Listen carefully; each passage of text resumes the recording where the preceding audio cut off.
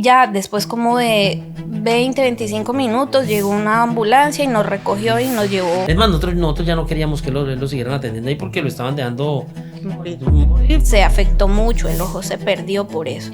Aun cuando le están diciendo, hey, lo sentimos, pero su hijo va a morirse, no, ya no hay nada que hacer. O sea, es una cosa horrible vivir así. ¿Qué me van a decir hoy? Ya hemos pasado por lo peor. Hola, buenas tardes y bienvenidos a un nuevo episodio de Luz y Sombra. Hoy tengo dos invitados muy especiales para mí, unas personas que estimo demasiado, y traemos un tema que a mí personalmente me ha llegado al alma, me toca todas mis fibras como madre, y es el cáncer infantil. Primero que todo, Marta Janet Fino y Albeiro Ñustes, muchísimas gracias por estar hoy acá y por haber aceptado esta invitación. Gracias, Juliana, por la invitación. Es para mí un honor tenerlos acá. Sé que no es un tema fácil, sé que como familias es un tema que les mueve todas las fibras, pero valoro demasiado que quieran compartir su historia para todas esas personas que quizás en estos momentos necesiten un testimonio de vida como el de ustedes. Marta, vamos a empezar contigo y me cuentas un poco dónde empieza toda esta odisea que se volvió el cáncer que recibió tu bebé recién nacido prácticamente.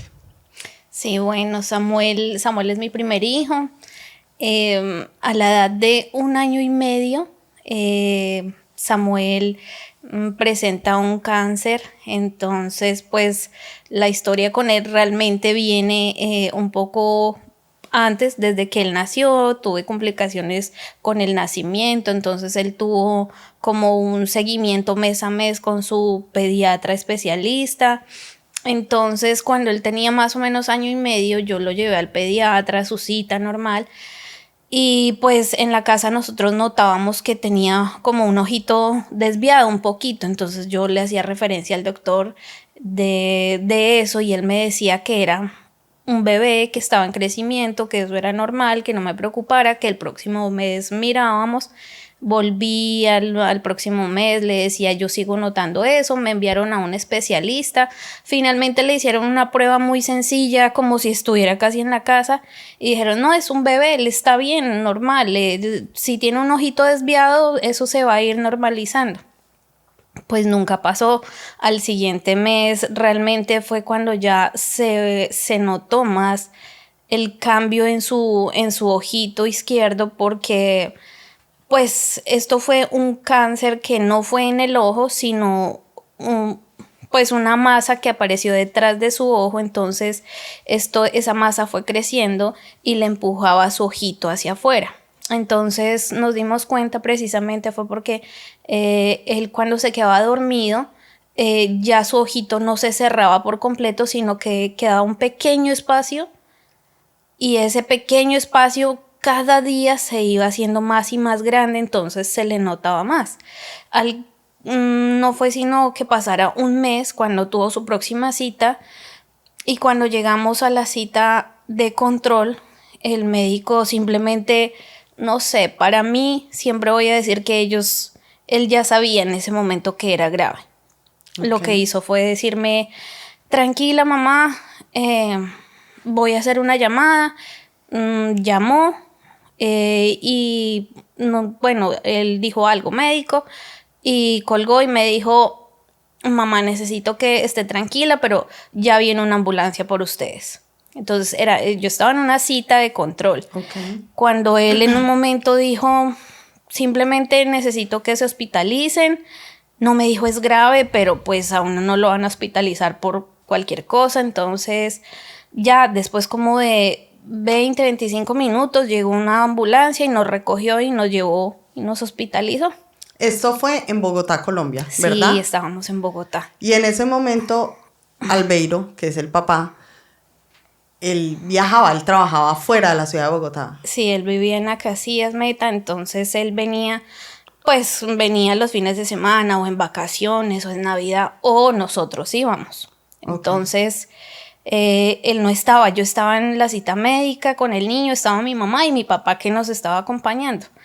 Entonces en ese momento pues cuando nos dijeron eso se quedó mi mamá conmigo. La ambulancia nos recogió, nos llevaron y mi papá recogió las cosas de nosotras y pues se fue. Hasta ese momento no nos imaginábamos lo que se nos venía encima, pues porque no pensábamos que fuera algo tan terrible.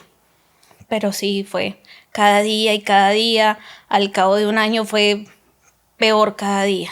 Se complicó todo. A ti te llevan, te internan, te hospitalizan con el bebé y me imagino que empiezan a hacerle todo este periodo de pruebas, todos estos exámenes, me imagino que biopsias. ¿Al cuánto tiempo de estar hospitalizados te llega el diagnóstico de SAMU? Bueno, cuando nos llevaron realmente se demoró muchísimo porque, vuelvo y digo, yo creo que los médicos en el fondo ellos saben para dónde va más o menos la historia y duró hospitalizado, tenía exámenes de sangre seguidos, casi 2 veces al día, pero al segundo día ya el médico pediatra que nos recibió en la hospitalización dijo que había que hacer una resonancia. En el segundo día de hospitalización, para que le hicieran la resonancia a él, pasaron casi 5 días Wow. estando hospitalizado por el seguro, porque los médicos, porque el especialista no venía, por cosas. En fin, le hicieron la resonancia como a los 5 días y casi hasta un mes después, siguiendo hospitalizado, salió los resultados de la resonancia y pues ya se veía una masa grande detrás de su ojo, claritico, no dentro del ojo, sino detrás del globo ocular.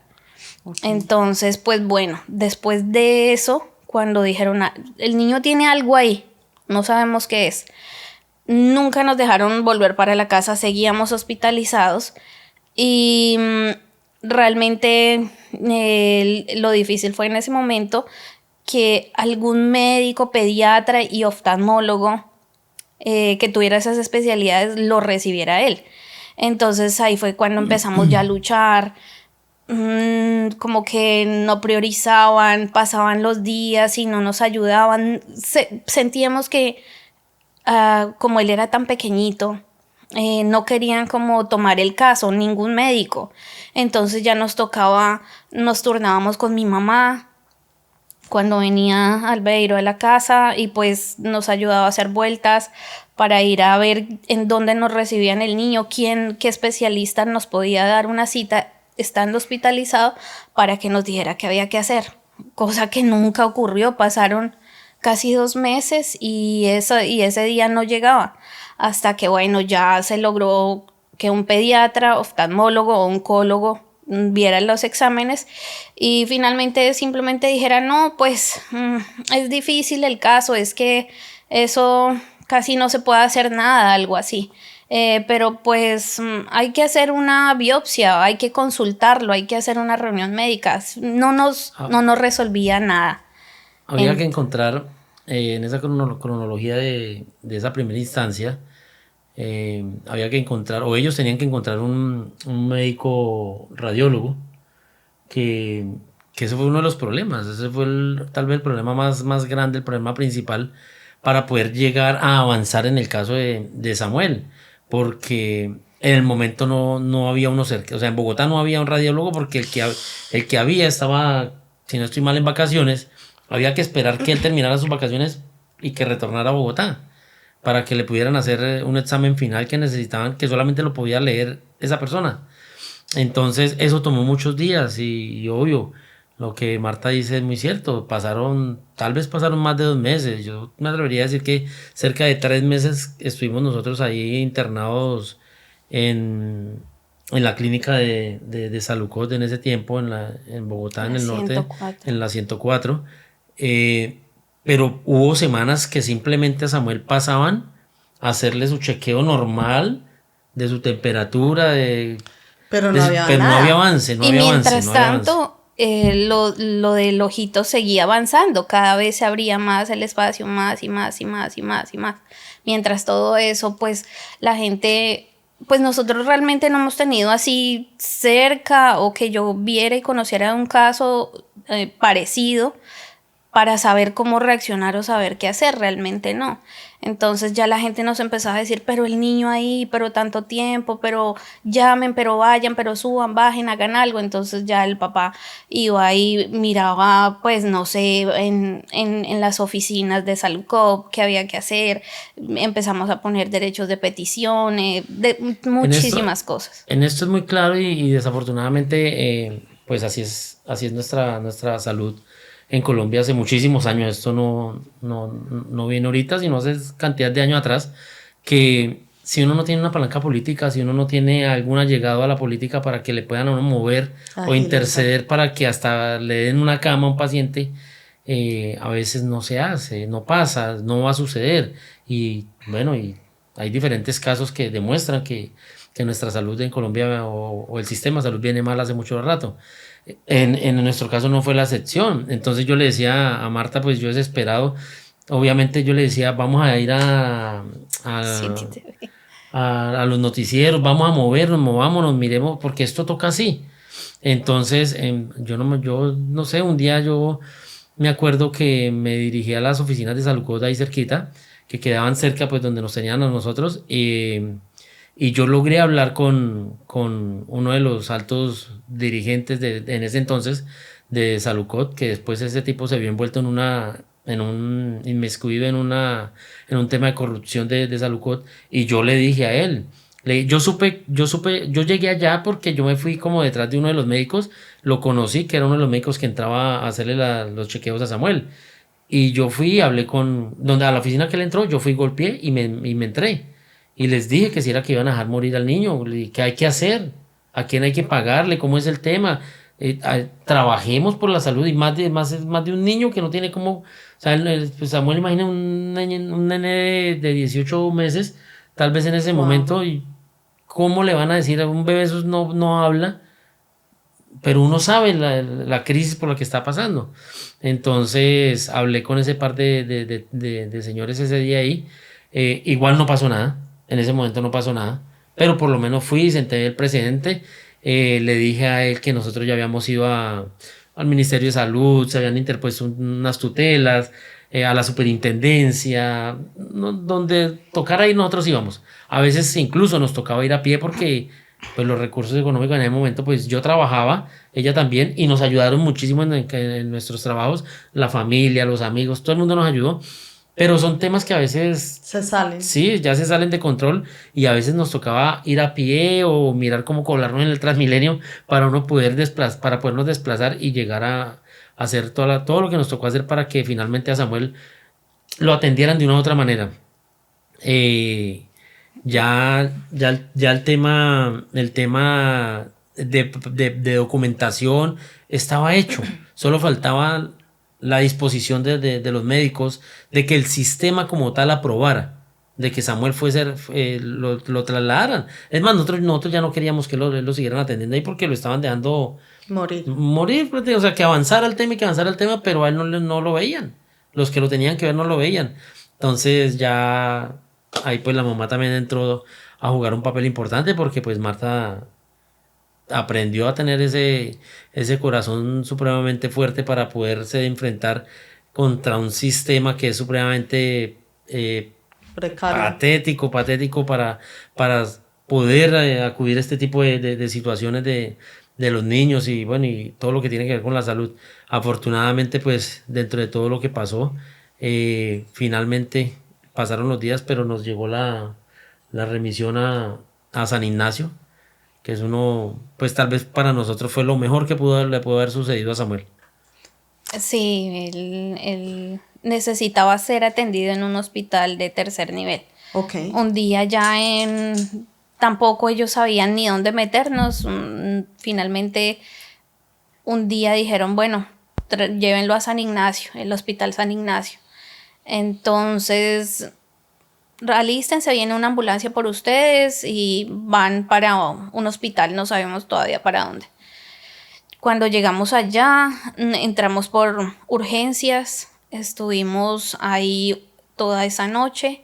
Vino alguien de oftalmología, un residente de oftalmología, que más adelante se convierte en el ángel de Samuel.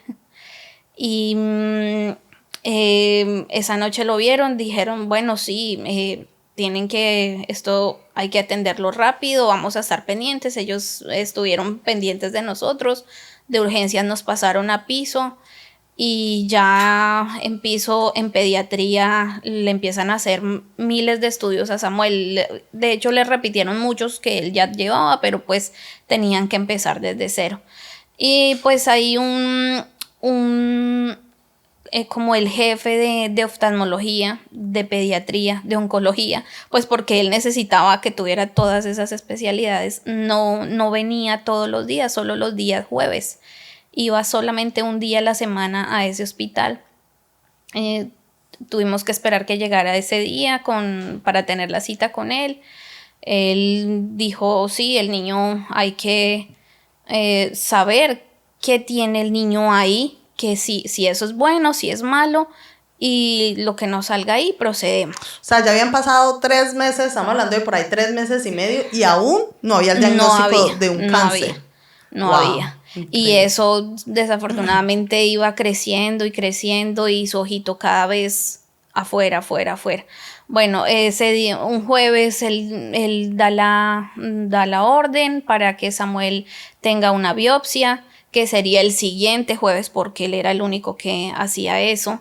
Entonces recuerdo mucho que en ese momento nos dejaron ir a la casa, volver el jueves, volvíamos y entrábamos por urgencias, los exámenes, todo este tema, y llegó el día, bueno, le hicieron la biopsia y el próximo jueves, yo entiendo que las biopsias sí tienen un periodo largo para saber el resultado final, pero él nos dijo que el siguiente jueves a los 8 días, estuviera como estuviera la biopsia, ellos ya se van dando cuenta por qué camino van, si es bueno o es malo, entonces reaccionamos, dijo tranquilos, vemos qué hacemos, pero pues bueno, pasó lo de la biopsia y al día siguiente y a los 2 días y a los 3 días fue peor aún el crecimiento de eso, porque fue como cuando uno infla un globo que crece y cada vez que eso crecía le empujaba el ojito hacia afuera, entonces pues el bebé, imagino yo, el dolor de cabeza o dolor, no sé, ya empezó a ser difícil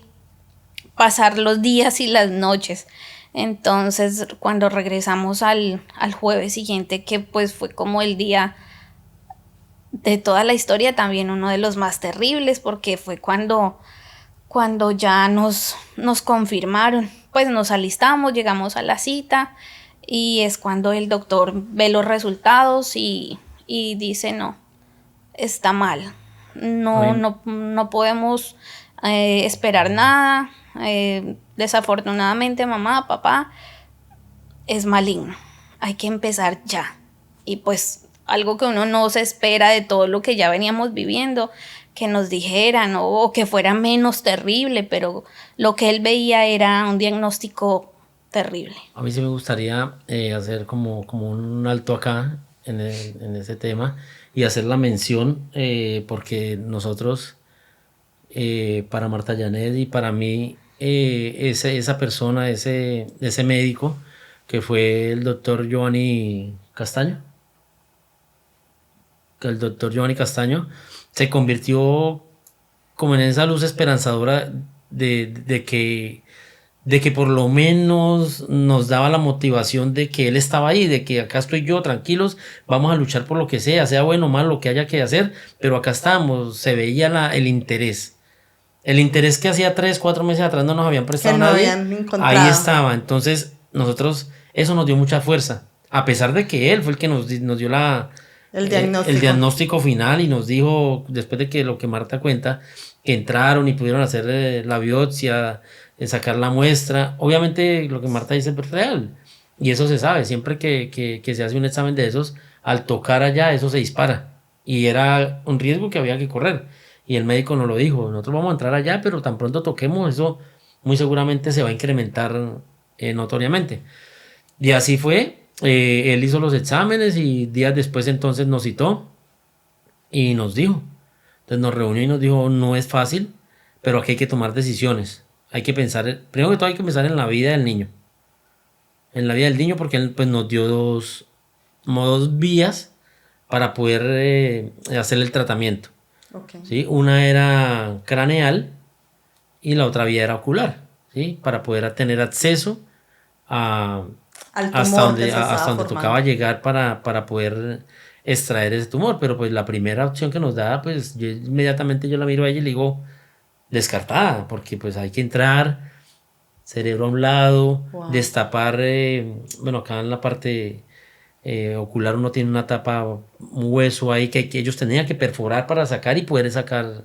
No, entonces era mucho más el riesgo y él no lo explicó. Pero por aquí, por el otro lado ocular, también había un riesgo, obviamente, pues obviamente él fue claro y nos dijo, aquí pérdidas van a haber, pero hay que rescatarle la vida al niño, lo primordial tiene que ser la vida, piensan en eso. Y así nos tocó tomar la decisión, entonces pues eh, es una decisión que duele Claro. para el resto de la vida, pero pues yo le dije a Marta, le dije, yo prefiero el niño, que el niño tenga su vida, por lo menos que le garanticemos la vida, ya el resto nos encargamos. Y ahí es donde tomamos la decisión y finalmente, no sé cuántos días en que nosotros firmamos, ya lo que se demoró fue los trámites de documentación para la cirugía y Cuando el niño entra a cirugía, para que le quede claro a las personas que están viendo este podcast, cuando el niño entra a cirugía, él entra a cirugía para que le retiren la parte ocular y puedan sacar el tumor, ¿verdad? Era la menos riesgosa era la entre menos riesgosa todos. dentro de todo lo, sí, claro. Pues O sea, obviamente, de pronto, pues no queremos que esto sea sensacionalismo o que se vea como amarillismo, pero pues eran las dos vías, las dos opciones que habían. Claro. Entonces había que retirar su globo ocular para poder llegar más fácilmente donde estaba el inconveniente.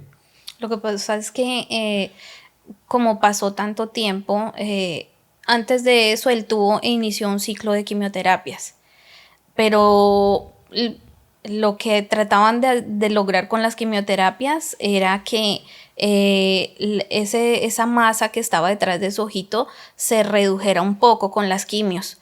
Tuvo un ciclo como de un mes y medio de quimioterapias, pero pues ellos van mirando y van entrando y van, pues saben si va evolucionando o no con las quimios, y realmente no pasaba nada. Antes cada vez crecía más. Entonces ellos dijeron, no se puede hacer nada. Como se lo empujaba tanto hacia afuera, porque él alcanzó a tener su ojito muy abajo, ya afuera. Entonces el médico pues ya nos dijo, el ojo ya está dañado, está muy afectado de haber sufrido todo lo que le ha pasado, porque Claro. eso se lo ha sacado. Entonces el ojo ya no nos va a servir como para quitar el tumor y volver a dejar su ojito como en el puesto. Se afectó mucho, el ojo se perdió por eso. Entonces, no, las quimioterapias igual no paraban. En ese momento le hicieron una quimio más fuerte. Le hicieron su cirugía, donde pues desafortunadamente perdía su ojito, quitaban la masa y continuaba en quimioterapias. Otra vez inició, bueno, un nuevo ciclo con una quimioterapia diferente, pues porque la anterior No había no dado. estaba funcionando nada. Y otra vez cuando le fueron a hacer control, otra vez entró a cirugía para que ellos adentro miraran si estaba limpio, o sea, si los bordes estaban pues limpios o qué estaba pasando. Ellos necesitaban saber. Otra vez mala noticia, desafortunadamente no funcionaba y ya iba bastante avanzado con las quimioterapias. Entonces, desafortunadamente es una historia de ver a un bebé, porque tenía 1 año y medio, era un bebé, sufrir dolores todos los días, sufrir porque hoy le duele aquí, mañana ya, más lo anterior, bueno, horrible. Pero ya llegó el día cuando ya otra vez terminó su ciclo de quimios y lo volvieron a revisar. Malas noticias otra vez. No se quitaba. Ellos como que científicamente dicen, si no le sirvió esto, no le sirvió la cirugía, lo único que nos queda es hacerle las radioterapias. Vamos a iniciarlas ya, sería lo último, pero pues ya no sabemos qué más hacer, mamá, algo así, como que... ¿Cómo? Y yo sé que es una pregunta muy fuerte, yo creo que no hay palabras para describirlo. En ese momento que te dicen, ninguna quimio, ya el bebé pierde su ojito, ninguna quimio está haciendo su efecto, lo único que nos queda es radioterapia. Y se la hago a cada uno, porque tú como mamá y tú como papá están recibiendo esa noticia, o sea, ¿qué pasa por la cabeza de uno como papá? No, terrible, terrible, es algo que yo sabía, yo entiendo lo que científicamente ellos trataban de demostrar, vamos a llegar hasta acá, estamos haciendo lo posible, y sí, ellos hacían de todo, pero no servía, nada servía, entonces era solamente tener fe, era un dolor terrible día a día, realmente uno viviendo todo ese proceso, y como vivíamos en el hospital, uno se relaciona con las demás familias que están viviendo el mismo proceso. Entonces conocimos muchos casos de niñas y niños que tenían diferentes cáncer, y pues cada vez era uno menos, entonces era como sentir ese miedo, como tener ese miedo de cuándo me va a tocar el turno a mí. Y gracias, Yola.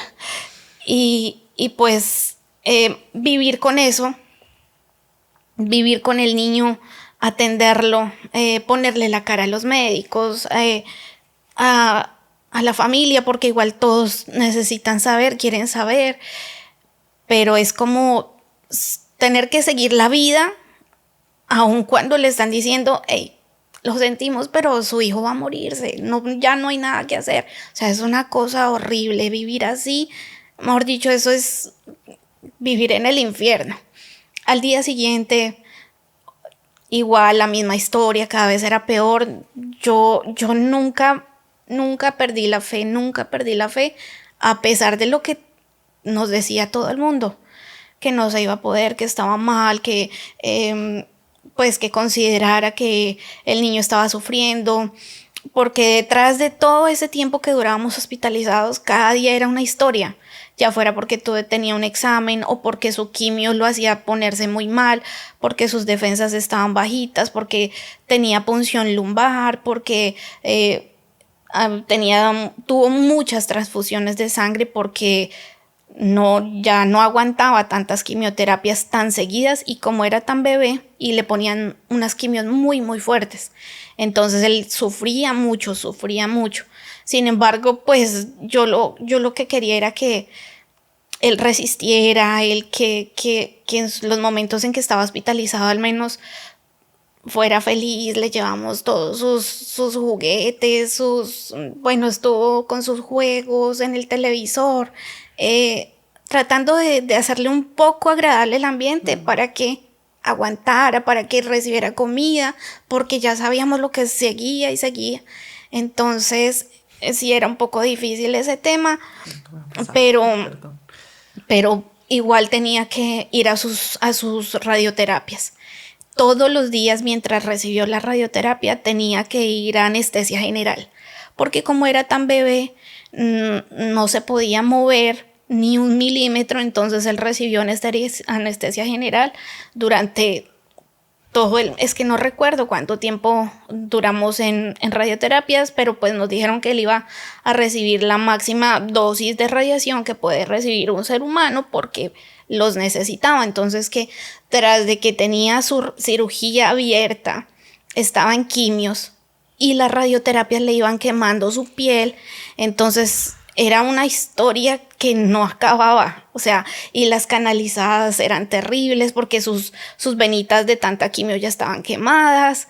Bueno, era muy duro, pero bueno, igual le hicimos sus radioterapias, todo el tratamiento, pero se sufría mucho, la verdad es algo de no. Desafortunadamente, para este tipo de situaciones, y más en las situaciones médicas, Yula, pues yo creo que nadie está preparado, nadie nacemos preparado para afrontar, y menos la enfermedad de un hijo.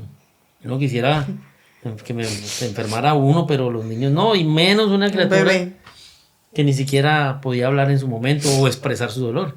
Nosotros, devolviendo un poquitico, nosotros sabíamos que a él le dolía su tema de su ojo casi literalmente por fuera, porque pues él hasta para dormir él tenía que estar con su cabecita agachada, porque de resto tal vez a él, ahí no sabíamos nosotros que a él le estaba doliendo, Claro. porque él a toda hora era con la cabecita agachada.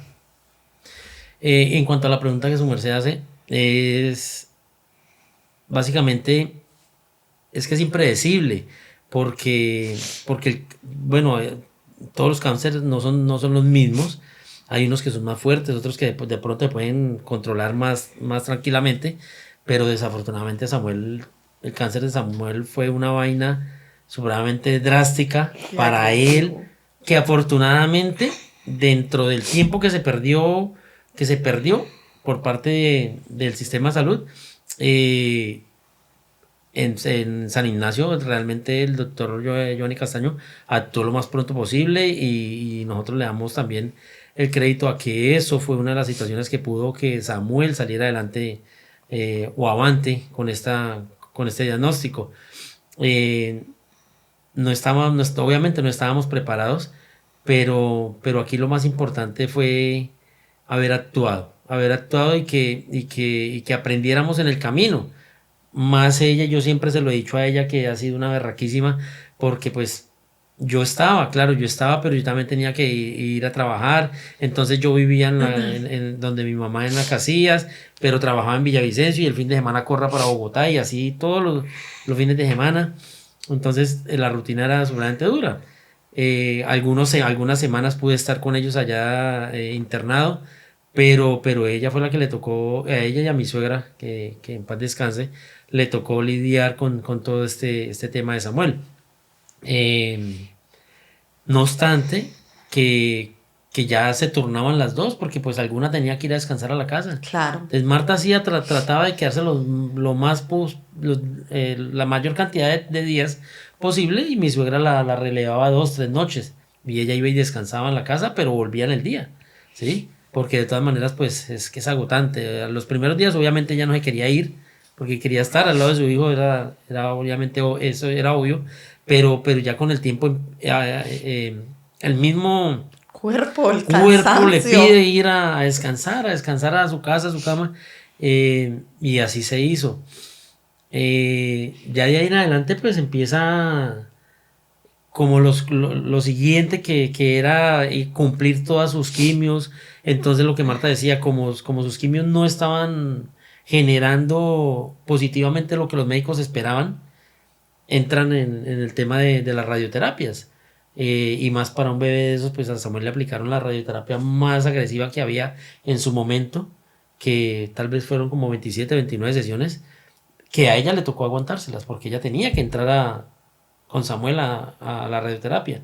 O sea, no era que venga, lo ponemos allá, no, ella tenía que estar allá. Wow. Entonces Marta tenía que vestirse con sus protectores para no recibir La radiación. la radiación directa, y ella asumió, le tocaba asumirlo, porque ¿quién más? En ese momento. Entonces ella se ingresaba con él y se hacía de todo lo que a nosotros nos dijeran. Vayan a tal lado, nosotros le contábamos detrás de cámara a Juliana que fue una experiencia bonita. Dentro de todo hubo experiencias bonitas, como por lo menos el tema de la casita de la Virgen, que a mí alguien me aborda en una de las citas que tuvimos en el San Ignacio, y un señor me aborda y me dice que qué le pasaba al niño. Entonces yo le cuento a grosso modo le cuento, y me dice que tranquilo, que tuviera fe, que la esposa de él se la habían diagnosticado con un cáncer estomacal tremendísimo, que eso ya la señora no tenía cura. Y me dijo, y no, alguien nos habló de la casita de la Virgen, fuimos, y al par de meses ya no tenía nada, milagrosamente. Y me dijo, vaya, no pierda la calma, la fe. Yo no le hice caso omiso, yo hice caso. Y ahí salimos de San Ignacio ese día y fuimos y empezamos a ir a la casita de la Virgen a hacer las oraciones, y hicimos muchas otras cosas también. Todo lo que nosotros nos dijeran lo hacíamos. y nosotros le echamos la culpa a todo eso. Yo digo que hay momentos en la vida donde si la ciencia no encuentra la salida, solo te queda una salida. Llámese Dios, llámese en lo que cada uno crea, te Así tienes es. que aferrar a esa fuerza. Así es. Porque hay cosas donde terminan las fuerzas del ser humano y empiezan las de Dios. Eso lo dice, creo que hasta la Biblia, no sé. Donde termina la fuerza del ser humano, empiezan las de Dios. Sí, Y, realmente. y yo creo que ustedes son un testimonio de eso. Sí. ¿Cuánto tiempo fue todo este proceso? ¿Qué pasa después de las radioterapias? ¿Qué viene allí? Bueno, se terminan las radioterapias y él continúa en un ciclo adicional de quimioterapias porque pues los médicos en ese momento me ofrecían así como de que si usted no quiere ver sufrir a su bebé, está bien, mamá, la comprendemos. Podemos no hacerlo, pero pues y lo que se puede hacer es como que tener al niño en un ambiente tranquilo, es que se me olvidó la palabra, tener al niño como en un piso del hospital donde le ofrecen como cuidados paliativos. Entonces, pues es que eso ya es lo último, es como que descanse ahí sí en paz para que se despida, algo así. Entonces yo no lo aceptaba, sin embargo, pues en la familia de Albeiro y en mi familia tenemos familiares que son cristianos, católicos, creyentes, pues todos en Dios, nada afuera, nada oscuro. Pero todo el mundo hacía cadenas de oración por nosotros, ya sea porque el familiar o un amigo contaba, nos llamaban, nos decían, en esta iglesia, en esta parroquia, el padre, el pastor de nuestra iglesia va a ir. Nosotros nunca le dijimos que no a nadie, católico o cristiano, estuvieron con Samuel, o sea, la fe no la perdíamos nunca. Yo por lo menos a todo le decía que sí, todo lo que fuera para poderlo ayudar a él, para incrementar pues esa tranquilidad en el corazón, porque es que ya no nos quedaba más, no había más nada que hacer. Científicamente ellos decían, lo sentimos, pero ya no se puede hacer nada. Pasa así un tiempo y pegados a nuestra fe era lo único. Samuel ya termina su otro ciclo, su último como ciclo de quimios y tiene que volver a control ahí mismo para hacer pues para hacer seguimiento de cómo va ahí. Entonces un día simplemente se demoran los resultados porque pues ellos sabían, todo el mundo conocía la historia de Samuel en ese hospital. La ve un especialista y dice, aquí no hay nada, está limpio. Era la primera vez casi después de 2 años y medio que nos decían algo así. Como que ellos decían, no, esto está raro. Llevémoselo como a otro especialista, al doctor que lo vio, a su pediatra oncóloga, para que todos vieran. Y pues en ese momento lo que hacían era como en los bordes de la herida, adentro, tomar muestras para ver que no diera positivo otra vez.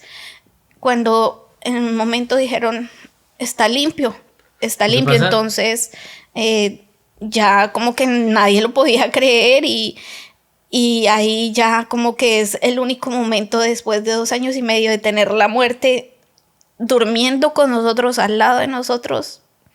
Lo que sucede en ese caso es que siempre fue confuso después de la cirugía.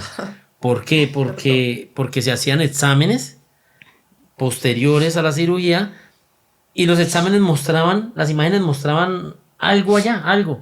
Pero ese algo era la cicatrización, ¿sí? Donde habían entrado ellos a trabajar, era la cicatrización. Pero en ese momento pues ellos no se atrevían a decir será que sí, será que no. Entonces lo que Marta está contando es eso. volvían y le hacían como biopsias allá otra vez a ver qué era y no, arrojaba que no, que No tan había. raro no es. Esa fue la última, que fue Entonces, cuando... entonces ya fue cuando el doctor Giovanni, que también hay que hacer una mención especial a la doctora Catalina, que por encimita, pues les contamos que también fue otra persona otro ángel que se le apareció a Samuel allá, porque tal vez que, sí, que sin la doctora Catalina, ella no, sin ella hubiese sido todo más difícil. Fue difícil, pero también ella aportó su granito de arena, sin entrar en detalles a fondo, pero ella aportó su granito de Ella arena era el ángel de ese niño. para que las situaciones avanzaran en cuanto a los temas de Samuel allá. ¿Por qué esto? Porque pues realmente en ese momento ya la EPS que nosotros teníamos no tenía convenio con nadie. Pasó algo con el gobierno, la quitaron, no sé, algo así pasó. Entonces Salcop ya no servía para nada prácticamente, y nosotros estábamos en un hospital de tercer nivel y cuarto nivel y era privado, aparte de todo. Entonces ya no recibían, pues, ni mucho menos a nosotros, gente con seguro, y nosotros éramos ya la excepción de las excepciones. Entonces ella, como pudo, nos ayudó a tramitar muchas de esas cosas, porque era imposible que Samuel tuviera la atención que tuvo y las cirugías y todos los cuidados que le dieron ahí, que tal vez de no haber sido ahí, no sé qué hubiese pasado en otra parte. Entonces, sí, tuvo unos ángeles increíbles, de verdad. Y pues a eso digo yo siempre que digo, es no perder la fe nunca, porque aunque estábamos derrotados y con las peores noticias, pero siempre se nos aparecía una personita que nos quería ayudar de alguna manera, porque fueron miles de cosas. Para Samuel no podía irse en el Transmilenio muchas veces porque estaba muy débil por sus quimioterapias, entonces teníamos que coger un taxi porque pues el papá estaba trabajando, nosotras estábamos solas con el bebé, y el taxi para que nos llevara desde el hospital hasta la casa nos iba a cobrar una locura que no podíamos en ese momento, a pesar de que en mi trabajo me colaboraron y me autorizaron la nómina absolutamente todo el tiempo. 2 años donde yo no pude trabajar y ellos me ayudaron. Sin embargo, pues cuando no nos alcanzaba, la familia, los amigos, conocidos, no sé cómo, pero teníamos para llevarnos a ese niño con cuidado y en taxi a la casa, para su nutrición, o sea, fueron miles de cosas que nos pasaron, pero todo valió la pena. sí, todo, fue un tiempo de miedo, de que algunas veces yo decía, Dios mío, ya va a amanecer y otra vez, ¿qué me van a decir hoy? Ya hemos pasado por lo peor, ayúdanos, y pasamos muchas cosas amargas, pero al final, gracias a todas esas personas, gracias a las enfermeras que nos atendían, ya lo conocían obviamente porque durábamos muchos meses ahí metidos, entonces ya hacíamos como parte del hospital y ellas nos aconsejaban. Yo aprendí a hacer sus curaciones en su cirugía, pues porque tenía que hacerlo. Fue súper doloroso, o sea, es terrible tener que aceptar que un día le digan como que le vamos a quitar un pedazo a su bebé y usted tiene que tener cuidado y estar pendiente de que no le vaya a pasar nada y que no se infecte, y mejor dicho, está bajo su cuidado, aún estando hospitalizados y pues con el cuidado de las enfermeras. Pero para cuando teníamos la oportunidad de ir a casa, ellas me enseñaron, me dijeron exactamente todo cómo se hacía, bueno, y así fue. Entonces es muy duro tener que ponerse en ese papel de mamá, de ver a su bebé sufrir o sea, que sienta dolores, y uno aún así tener que hacer lo que tenía que hacer, si no pues podía pasar algo. Entonces son muchos pasos muy duros, pero que finalmente no sé, nos sirvió y tuvimos que vivirlos. Dio la fe y creer en Dios fue lo que nos mantuvo pues con esperanza. Llega la noticia, ya como cuentas, vienen los cuidados extremos. Después de esa noticia, igual él sigue en muchos chequeos por mucho tiempo, ¿verdad?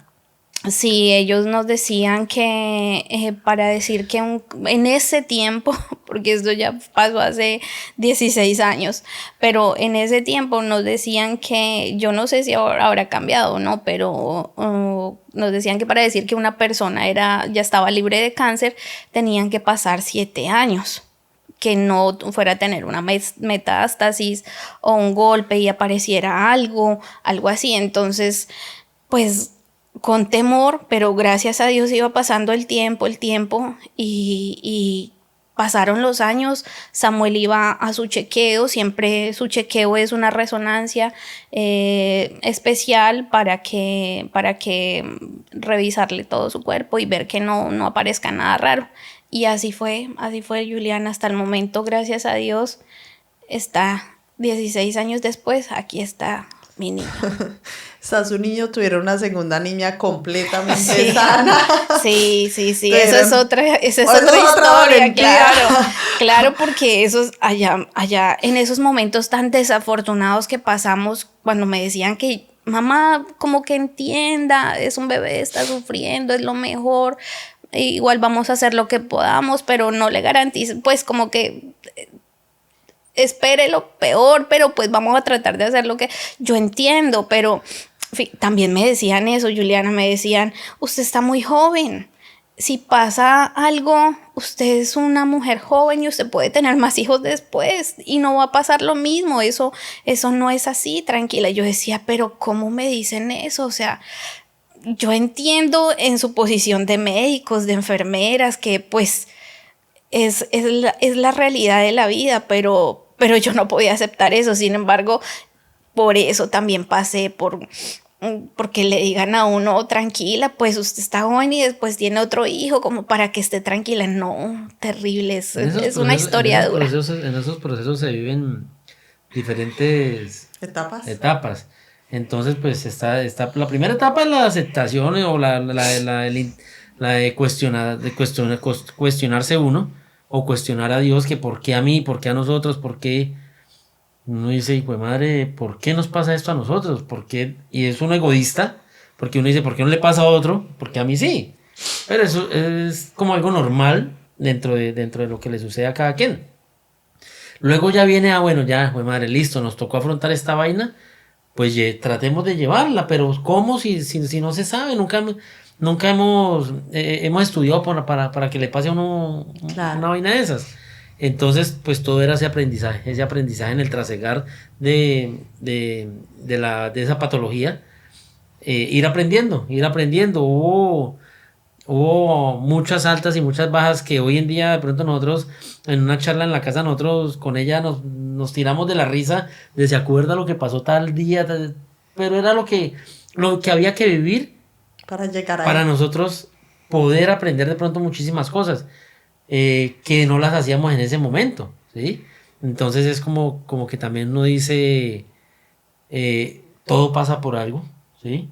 Que desafortunadamente son cosas difíciles, cosas durísimas, que no se las desea uno a nadie, porque una enfermedad de un hijo es tal vez una prueba durísima, tal vez la prueba más dura, porque en mi pensar siempre ha estado que esas cosas no le pasen a los hijos de uno, a los niños, sino a los adultos, como desafortunadamente la muerte. El hijo tiene que enterrar a su papá y no viceversa, y así pienso yo que ese es el orden de la vida. Pero este tipo de circunstancias, hombre, es muy difícil, y más difícil se le pone a quien lo esté viviendo cuando el sistema de salud no avanza, cuando todo es complejo, todo es más difícil. Todo se pierde en tramitología. Todo se va. Y entonces, si para nosotros tal vez los 2 primeros años fueron más duros que los otros 2, porque duramos en el proceso casi 5 años, pero los 2 primeros años fueron tal vez los años más largos de la vida de cada uno de nosotros, porque un día eran como 30 días allá metidos. Entonces a veces uno perdía hasta la noción del tiempo y es que ya no vivíamos en el apartamento, y en el apartamento uno iba como de vacaciones. Claro. Y entonces a veces, no, esta semana Samuel tiene salida. Y uno decía, ay, para la casa, para el apartamento. Entonces, Un día, 2 días 2 días, ya. 3 días, pero eso era una felicidad, Claro. tanto para el niño como para nosotros estar en la casa. Porque imagínense, después de estar uno encerrado allá 1 mes, 2 meses y lo mandaron uno para la casa, eso era un éxito. Entonces uno como que celebraba esa vaina. Pero pues ese es el aprendizaje de estar lidiando con este tipo de situaciones que uno se ve adverso, inmerso en ellas. No, en este podcast me quebró y me disculpo porque soy mamá y de solo imaginarme lo que ustedes vivieron, la verdad se me eriza la piel. Hoy en día yo conozco a Samuel, es un adolescente completamente sano, deportista, tiene una vida normal, es alegre, nunca lo he visto ni tan siquiera apenado por allá. No, Samuel es un adolescente que se ve que es feliz, que es alegre, que está en su etapa de adolescente como todos. Y yo lo miro y yo digo, ese niño es un testimonio de vida para todas esas personas que hoy están luchando, que hoy están enfrentando esa noticia, que hoy están quizás con esa incertidumbre, lo lograré, no lo lograré, esta quimio se irá a servir, todo ese dolor se valdrá la pena. Ustedes como padres, con Samuel, ¿qué le dirían hoy a esas personas que están enfrentando esto? Sí, bueno, Samuel con toda seguridad, yo me atrevo a decir, Samuel nunca ha sido inquieto, nunca fue ese niño inquieto, ese niño cansón, ese niño... todos los muchachitos molestan. Son niños. Pero Samuel siempre ha sido muy tranquilo. Es más, Salomé, que es su hermana, ha sido más traviesita que él. Salomé era la que se subía en las sillas. Bueno, la inquieta. Samuel ha sido muy tranquilo. Así como cuando Samuel viene acá, a su casa, que usted lo ve ahí tranquilo, él no molesta, él trata de ser muy, muy tranquilo. Así él en la casa igual. En todo lado siempre trata de ser igual. Y según lo que yo he podido a veces hablar con él sobre su tema, sobre su patología, lo que a él le sucedió, él no se acuerda, obviamente no se acuerda de esa vaina. Él sabe que le pasó porque él utiliza un parche, un parche de estos oculares, no de los negros, sino de esos de color piel.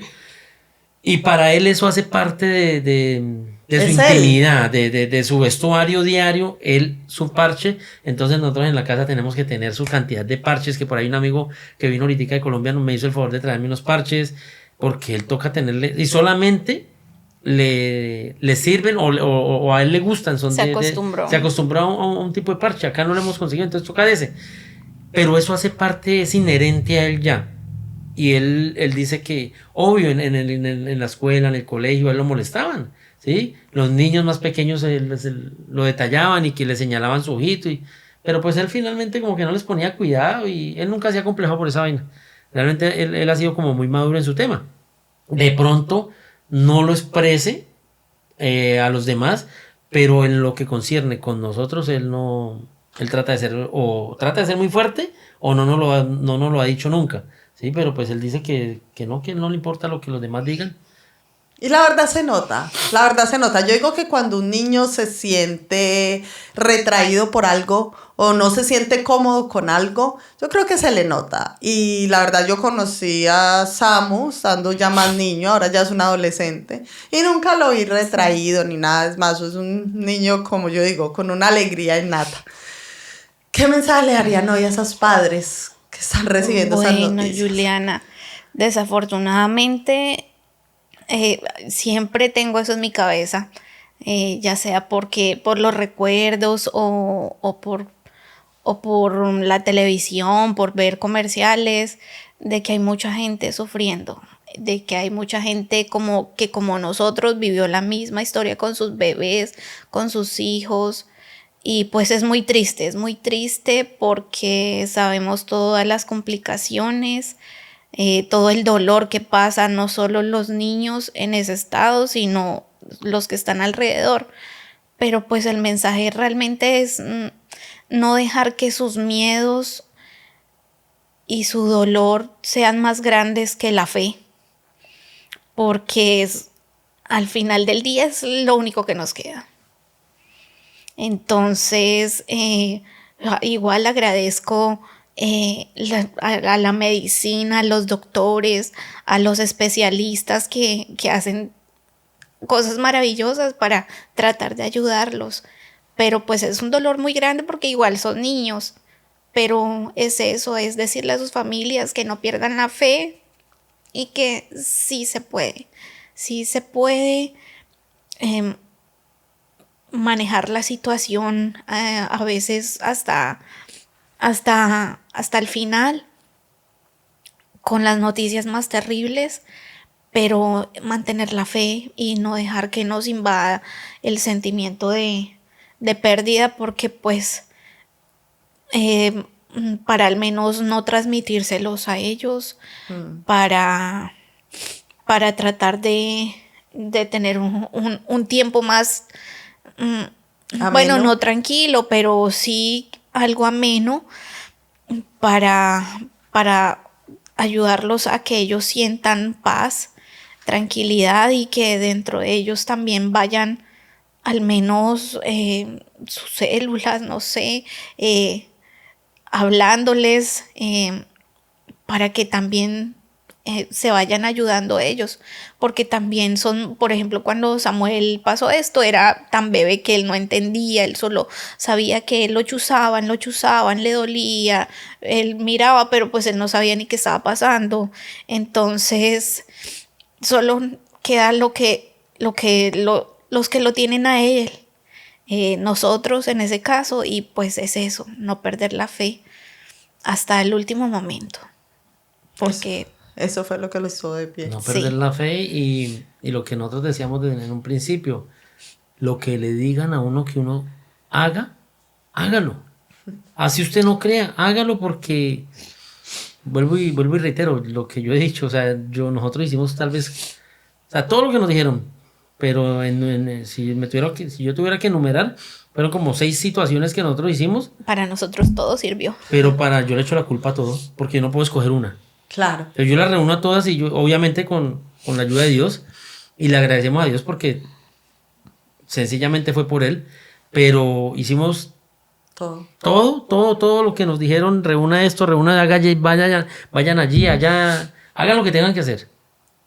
Hasta las gotas del escorpión azul de Cuba le conseguimos en varias ocasiones, y sus gotas debajo de la lengua todos los días. No sé si eso servía o no servía, pero lo hacíamos con una fe tan grande. Todo sirvió, porque Samuel, afortunadamente y gracias a Dios, hoy en día es un muchacho, un adolescente ya de 17 años prácticamente, está a puertas de cumplir 17 años, que gracias a Dios no ha recaído, ni que ya eso ni que ya va a volver a aparecer eso, pero es un adolescente supremamente tranquilo, estable. A veces me toca ya ahora sí como que atajarlo, pero no, está muy bien, gracias a Dios. A nivel salud está supremamente bien, y esa es la mayor felicidad. Entonces, decirle a la gente, a quienes desafortunadamente les toca tropezarse con este tipo de situaciones en la vida, pues hombre, afrontar. Los procesos todo el mundo los tiene que vivir, ¿sí? En ese tipo de situaciones. Golpearse de pecho, porque a mí es un proceso que todo el mundo tenemos que vivirlo, o los que pasamos por ahí tenemos que vivirlo, pero es decirles a ellos que finalmente, hombre, confíen en Dios, tengan la fe, pero hay que hacer cosas. O sea, no es solamente yo creo y sí, ya. No, venga, agarremos acá, vamos allá, hagamos tantas cosas que el de arriba, y mi madre diga, esta familia se movió, ¿sí? Entonces, como que al final uno dice, no, yo le doy las gracias a todo. Claro. Y nosotros siempre lo decimos así, le damos las gracias a todo. Hay una pregunta que yo siempre hago al final de este podcast, se volvió una pregunta emblema para mí, en ese momento no sé ni cómo hacerla, porque se la hago a cada persona, porque siempre hablo de que cada persona tenemos un lado de luz y un lado de sombras, ¿sí? Tenemos un lado bonito que mostramos a todo el mundo y un lado de sombras que nos callamos. Pero al final del día, las dos hacen parte de nosotros, ¿sí? Pero para ustedes la quiero cambiar. ¿Por qué? Porque no les quiero preguntar a ustedes cuál es su luz y cuál es su sombra. Yo les quiero preguntar, en este proceso que vivieron cada uno, ¿cuál fue su momento de luz y cuál fue ese momento de total oscuridad?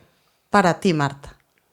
Bueno, yo en el proceso de Samuel hospitalizado tuve muchos días de sombra. Creo que fue más días de sombra que los días en que había tranquilidad y claridad. Pero el